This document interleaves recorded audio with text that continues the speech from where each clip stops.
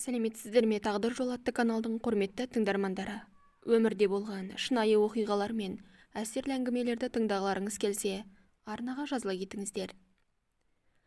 Мемлекеттік гранттың енді ғана бөлініп жатқан кезі. Ауылда пәленшенің қызы немесе ұлы грант иегері болыпты дегенді естіп, бүкіл ауыл қуанатын еді. Мінекей бүгінде бір ауылдың, бір сыныптың қос қызы, жақын құрбылар, екеуі де грант иегері атанып, арман қуып, ауылын қимай, ару қала Алматыға жол тартты.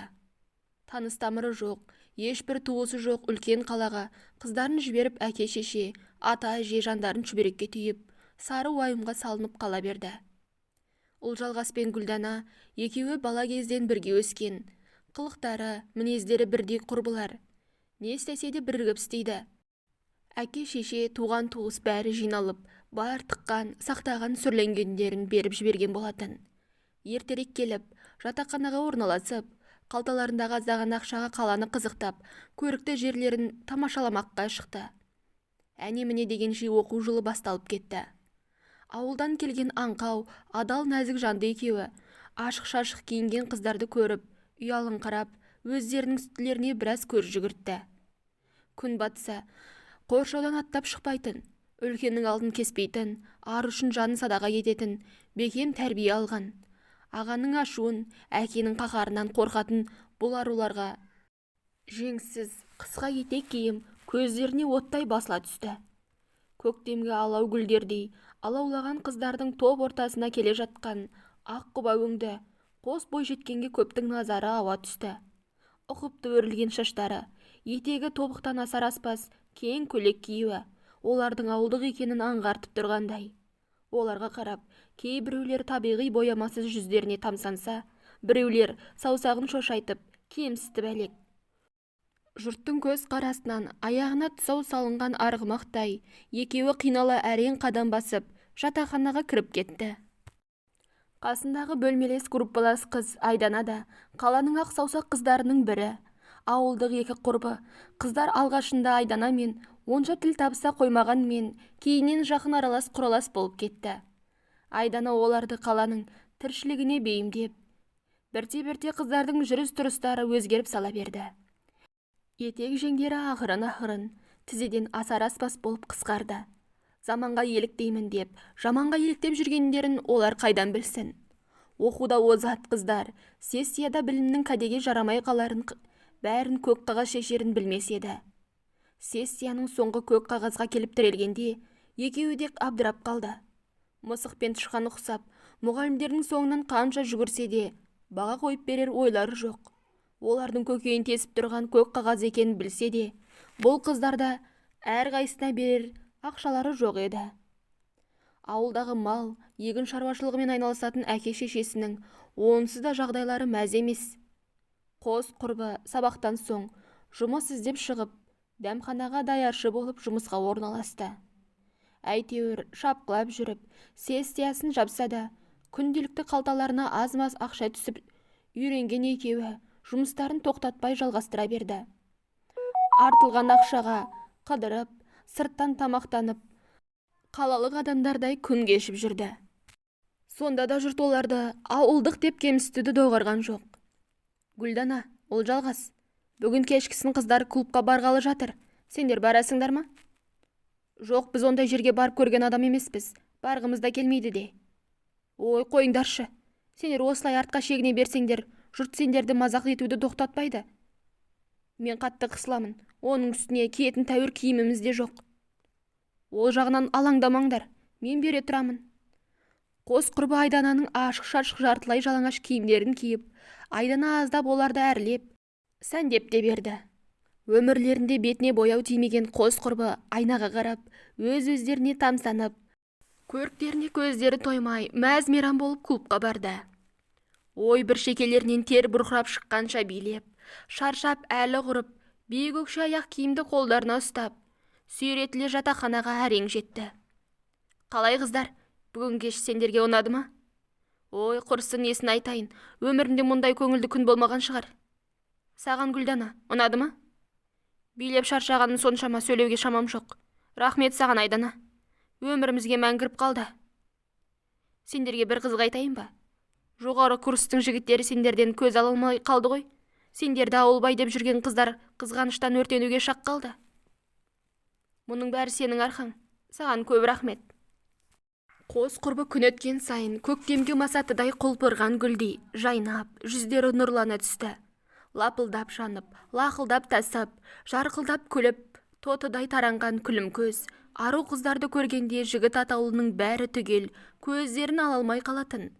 Ешкімнің жиерін жасытпай, көңілін қалдырмай, ешкімнің алдын кескестемей, кездескен қиындықты өздері ғана еңсеріп, қателігін өздері ғана түзетіп, кеңдігіне тереңдігі сай болып жүрген ақ көңіл арулардың көре алмас дұшпандарының болары ақиқат. Аузы қисық болса да байдың баласы сөйлесін дейтін заманда өмір сүріп келе жатқандықтан, бұл жағдай жоғары оқу орнының студенті, шенеуліктің шіріген, кісімсінген мінезді, бай әкенің дәулетіне шалқыған ерке бойжеткен Анельге ұнай қойған жоқ. Жігіт атаулыны артынан күшікше жүгіртетін, байханша атанған Анел қос құрбыға шүйлігіп алды. Өйткені оған назар аударар жігіт жоқ. Кісіге жақсылық жасауға бейім, жапа шексе көбіне адалдықтан, аңқаулықтан жапа шегеді. Жан баласына жамандық тілемейді. Ешкімге залалы жоқ. Шуағы мол, еңбекқор, көп оқып, көп тоқитын. Біреулер секілді кекірек керіп, дауыс көтеріп те жатпайтын. Кішіпейіл, кілтін тауып сөйлей алсаң, жүрекпен тербеп сөйлейтін қос құрбының маңына жемге келген құстардай жігіт те, қыз да жинала қалатын. Бұл көрініс Анелдің одан әрі ашу ызасын күшейте түсті. Жолдан тайғыш, әзәзілге бой алдырғыш Анелдің ендігі бар көздегені арамзалық пен алаяқтыққа жүгініп, олардың абыройына нұқсан келтіру болатын. Жүректі жібітіп, көңілді иітер жылы сөздің адам атаулының әрқайсына ұнайтыны әлімсақтан белгілі. Жылы-жылы сөйлей олардың іші бауырына кіріп, періште құрбының кейпіне енді. Аңғал, ақ көңіл, басқалармен қарым-қатынас кезінде ізгі ниеттілік, шынайы тілектестік, ілтипаттылық пен жайдары қабақ, жарқын жүзділік танытатын, сұратпай-ақ басқаға көмектесуге әзір тұратын, басқаны көңілдендіруге, шаттандыруға, қиындықтан құтқаруға құмар ақ жүрек қос құрбы Анелді шынайы құрбы ретінде қабылдады. Алайда періште кейпіндегі құрбының ішкі әлемінде шайтанның жасырынып жатқанын олар білген жоқ. Ол жалғас, ана Анелді бізге жылы қабақ танытқанына қуанып тұрмын. Оның бізбен құрбы болатыны жет ұйықтасам да түсіме кірген емес. Иә, рас айтасың, мен де қуанып тұрмын.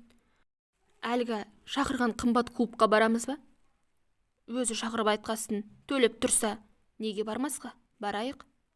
Дұрыс айтасың, барсақ барайық. Қос құрбы ертеңгі күнді асыға күтіп, тәтті қиялға батып ұйқыға кетті. Себебі Анел оларды өңкей, бай қуатты адамдар баратын қымбат клубқа шақырған болатын. Абай атамыз, алтын көрсе періште жолдан таяды дейді.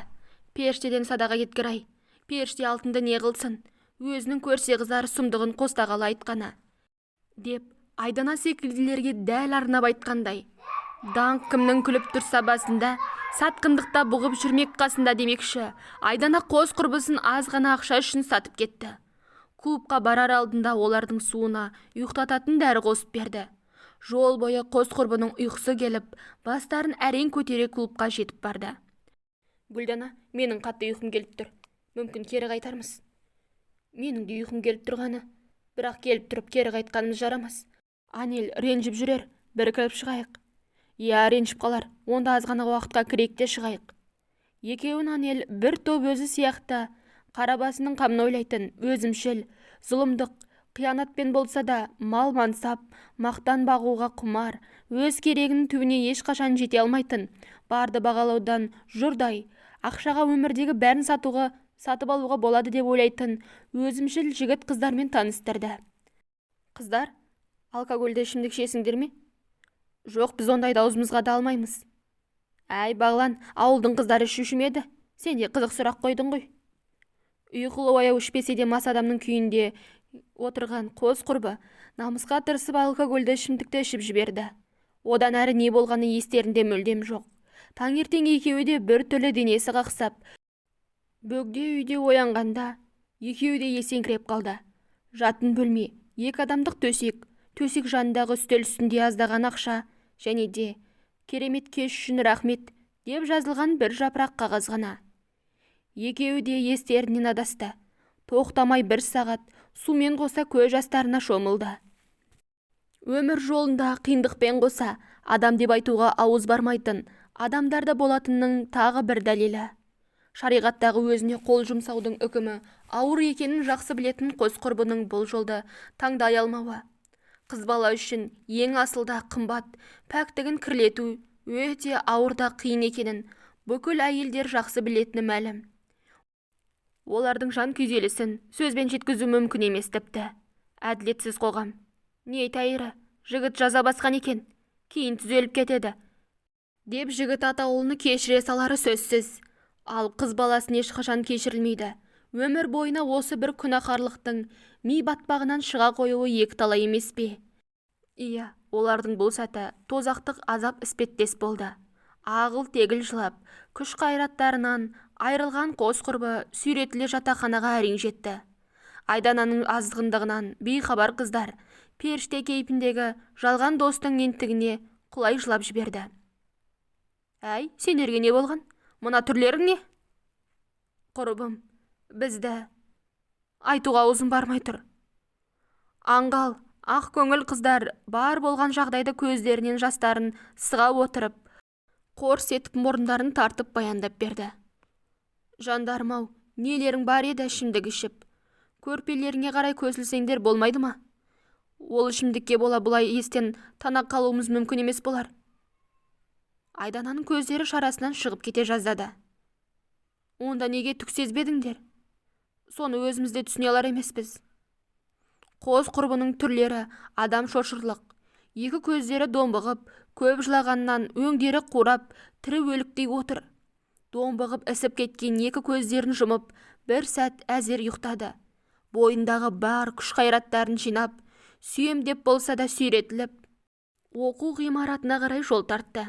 Әшейінде оларды көрген бойда қолдарын сермеп, езу тартып алыстан сәлемін жолдайтын құрбы достары олардан теріс айналды.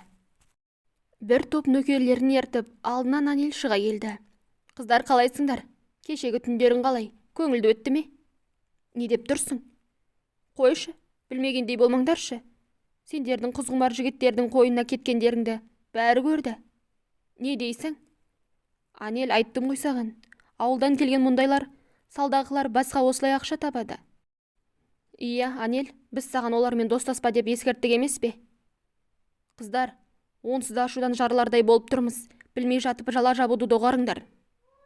Неге ашулысыңдар? Әлде жігіттер аз төледі ме? Доғарыңдар деймін. Доғармасақ қайтесің? Мен саған көрсетемін. Қыздар шаш жұлса төбелесе кетті. Жылап-жылап таусылған, алғаш рет ішімдік ішкен қос құрбы әлсізденіп, тобырдың астында аяққа тапталды. Анелдің діттегені де осы болатын. Онсыз да ашулы қыздардың ызасына тиіп, алғашқы болып төбелесті бастауын күткен еді. Көздегеніне жетіп, жөніне кете барды. Әбден күйзеліске түскен қыздардың сабақ үлгерімдері нашарлап, гранттан құлап, ақылы бөлімге ауыстырылды. Алайда оларды оқу ақысын төлейтін ақша қайдан болсын? Әке шешесіне айталмасы белгілі. Қалай ақталады? Не деп түсіндіреді? Жұмыс істеп ақысын төлеуге тырысқан мен шамалары жетпеді. Оқудан бір жола шығарылып, жатақханадан қуылып, далада қалды. Түн ортасы, аштан аш жаурап, жасынап отырған қыздарға қорған болар жан табылғаны оларды қуантып, өмірге қайтарғандай болды. Әй қыздар, мұнда не ағып отырсыңдар? Үйлеріңе қайтыңдар. Түн ортасында көшеде жүру қауіпті. Үйіміз болса барар едік, әпке. Ой, үйлерің жоқ па? Бұл жоқта тұрмайсыңдар ма? Өмірден опық жесе де, ауыздары күймеген қос құрбы бейтаныс әйелге өз өмірлерін жіпке тізгендей баяндап берді. Ендеше менімен бірге менің үйіме жүріңдер. Рас айтасыз ба? Әрине рас. Сендер ақша жинап, ауылдарыңа қайтқанша менің үйімде бола тұрыңдар. Қыздар қуана келісіп, өздері мүлдем танымайтын, бұрын соңды көрмеген бөгде әйелдің жетегіне еріп кете берді. Қос құрбы жуынып, Бөгде әйел берген киімдерді киіп, тоя тамақтанып, шаршап ұйықтап қалды. Түске таяу оянып жұмыс іздемек болып, сыртқа шығуға дайындық жасап жатты. Бөгде әйел кіріп келіп, хал жағдайларын сұрады. Қыздар қалай, жақсы демалдыңдар ма? Жүздеріңе қан жүгіріп қалыпты. Иә, сізге көп рахмет, Алла разы болсын. Bir жаққа жиналдыңдар ма? Жұмыс іздеп қайтсақ деп едік. Жұмыс? Қыздар, мен сендерге тамақ, жылы, мамықтай жұмсақ төсек бердім. Судың да сұрауы болар емес пе? Мұның бәрінің өтеуі бар деп ойламайсыңдар ма? Жұмыс тауып істесек ақысын төлейміз. Маған сендердің ақшаларың қажет емес. Олай болса қалай төлейміз? Бізден сізге не қажет? Маған сендер қажетсіңдер. Кәне, менімен бірге жүріңдер. Қос құрбы түк түсіне алмай, әлгі әйелдің соңынан еріп жүрді. Ұзыннан ұзақ, әр 2 метр сайын бір бөлменің есіктері. Қайда, неге бара жатқандарын түсіне алар емес. Соңғы есікке барып тоқталды. Есік ашқан кезде құрбылардың көздері шарасынан шығып кете жаздады. Міне мына қыздардың бәріне сендер секілді шерге ас төсек орын бергенмін. Бірақ бұл қыздар бұл жерде неге отыр? Өтемін өтеп отыр. Сонда қалай, түсінбедік. Сания сендерге бәрін түсіндіреді. Сания, кәне мына қыздарды күтіп ал. Құп болады ханым. Іштен денесі ірі, бойы ұзын, бір қыз шығып, құрбыларды жұлқылай ішке кіргізді. Ей қыз, мұның не? Тез жібер бізді. Әйтпесе не істейсің? Қане көрсет, өнеріңді көрсет. Ұлжалғас дәу денелі қызға қарай қол көтермек болып еді. Әлгі дауғыз Ұлжалғастың тамағынан қысып, буындырып, өлтіруге сәл қалды. Әлін білмеген әлек деген, мына қыздардың бәрі менің бұйрығыммен отырып тұрады. Сендер де маған бағынышты боласыңдар. Бағынбасаңдар, сендерге тозақтың азабы қалай боларын көрсетемін. Қос құрбы өздерінің қандай тозаққа тап болғанын түсінгендей болды. Сендердің бұларың не? Ардан бездіңдер ме? Әке, шеше, аға, әпке, туған туыстарың жоқ па? Қыз баланың ең қымбат құндылығы ар емес пе? Жанымды алсаңдар да, арыма кір келтірме дейтін ұғымды ұстанатын қазақ қыздар емеспіз бе? Бәріміз, мен қазақ қызымын деген үлкен атқа лайықпыз ба? Деген сауал қойып көрейікші. Қазақта қыз баласы ұяңда инабатты, сыпайы болған. Ер адамға тік қарамаған, жүріс-тұрысы салмақты болып, сызылып, сыпайы қозғалған. Орынсыз жыртыңдап күлмеген, ешкімнің сөзін бөлмеген. Етегі ұзын, кең көйлек киген, басында тақия, не бөркі болған. Жөнсіз, әдепсіз сөйлемеген, кісінің алдын кесіп өтпеген, дауыс көтермей, бәсең дауыспен сөйлеген, кешкілік жалғыз жүрмеген, басқаларға қол тигізбеген, және де кісіні болсын, жануарды болсын теппеген. Суық жүріс, сумаң қылыққа бармаған, өтірік өсек айтпаған, адамға қарап, есінеп, не керілмеген, талтайып отырмаған, тамақты асап жемеген, бұраңдап қылымсымаған, біреудің алдында киім ауыстырмаған, салт дәстүрден аттамаған, ешкімді ғайбаттамаған, ішімдік ішпеген, шылым шекпеген, тәкаппарлыққа жол бермеген, үлкен кішіні сыйлаған, шектен тіс боянбаған. Мінеки, қазақ қызы осындай болған. Иә, бәріміздің де бойымызда бұл қасиеттер толығымен табыла қоймас, дегенмен әлі де өзгеруге болады. Әй қыздар, бұл жер сендерге дәрісхана емес. Үндеріңді өшіріңдер, қазақ деп миымды ашытпаңдар. Қазақ жерінде, қазақ елінде қазақ болып туылсаң, бұл атауды сыйламауға хақың жоқ. Біз мұсылман болғандықтан ең алдымен өз арымыз бен намысымызды биік ұстауға тиіспіз. Мұсылман, қазақ деп неменеге басты ауыртып тұрсыңдар? Сендер де біздей болмасаңдар, бастық бұл жерге сендерді алып келмес еді. Жоқ, сендер мен біздің айырмашылығымыз жер мен көктей. Біз бір рет қана еріксіз түрде арымызды таптауға жол бердік. Бірақ енді басымды шапса да, оған жол бермеспін. Арымның жолында жаным садаға кетсін. Ал сендер өз еріктеріңмен арларыңды таптатып жүрген, кеудесінде жаны жоқ, жай ғана қуыршақсыңдар. Егер кеуделерінде жүректерің болса, бұлай жүрмес едіңдер. Қыздар дауласып тұрғанда, әлгі бөгде әйелмен қоса жас жігіттердің даусы естілді. Әпке, бүгін бізге жап-жас, қаймақ алынбаған қыздарды тауып қоямын деп уәде беріп едіңіз. Уәдеңізде тұрдыңыз ба? Інішек, мен қашан сөзімде тұрмап едім. Мінеки олар. Ұлжалғас Гүлданаға қарағанда кішкене еті тірі болатын. Бөгде әйел есікті ашқанға дейін өзімен қоса Гүлдананың жүзін ұзын қолаң шаштарымен бүркеп үлгерді. Өйткені ол бұл дауысты есіне түсірді. Бұл сол күні ұйқы дәрінің күшінде жатқанда арын таптап пәктігінен айырған жігіттердің даусы болатын. О, міне нағыз бақыт, фигуралары атта екен. Сіз уәдеде тұрсаңыз, біз де уәдемізді, міндетімізді атқарайық. Мінекей уәде еткен сума. Ал қыздар, жүріңдер.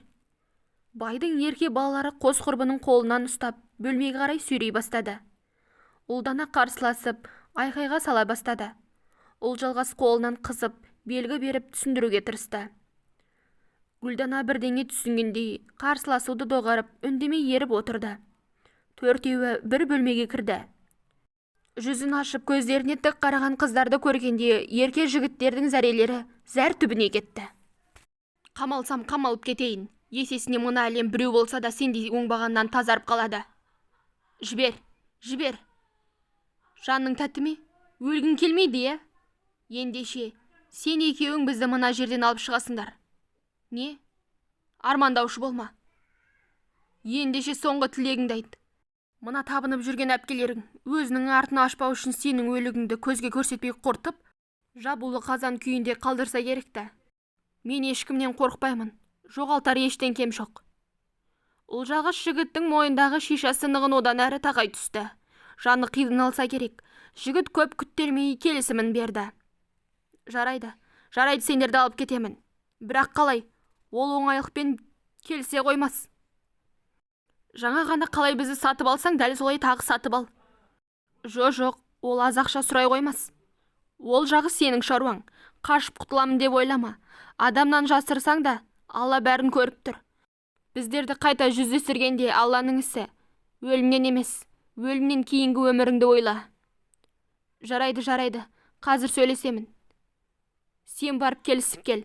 Ал оған дейін мына досың кепілде болсын. Ұлжалғас тұтқындағы жігітті итеріп жіберіп, екіншісіне жармаса кетті. Аңқау ақ көңіл қыздан мұндай қылық шығады деп ешкім ойламаса керек. Жалмауызға да жан керек деген осы болар. Байдың ерке тотай жігіті әлгі белгісіз әйелмен сөйлесіп тұр. Екеуінің келісе алмай тұрғаны айдан анық көрініп тұр. Бір кезде әйтеуір жігіт жақсы жаңалықпен оралды. Төртеуі бірге бұл мекеннен алыстап кетті. Міне, бұл әрекеттердің жігітке тән. Қыздың арын таптауға ешкімнің құқығы жоқ. Бұл сендерге сабақ болсын. Сендер әлі-ақ жазаларыңды тартасыңдар. Ауылдағы хабар ошарсыз бізді уайымдап, қайғыдан қан жұтып отырған әке-шешеміздің көз жасы, біздің көз жасымыз сендерді жібере қоймасы анық. Сендерді қарғыс атсын. Алла жолына салдық. Айтқандай, заттарымызды алып бергендеріңіз үшін көп рахмет. Қос құрбы құтылғандарына қуана, бірден ауылына жол тарту үшін Ұлжалғас ұялы телефонын сатты. Өздері әлі күнге дейін нағыз құрбы санап жүрген Айданамен қоштасып кеткенді жөн көріп, оған жолықты. Бар бастан өткендерін баяндап берді. Айдана олармен қосыла еңкілдеп жылап алды. Түн ортасы, таңның атқанын күткісі келместен, қос құрбы ата-ана туған туыспен қауышуға асығып, таксиге отырды.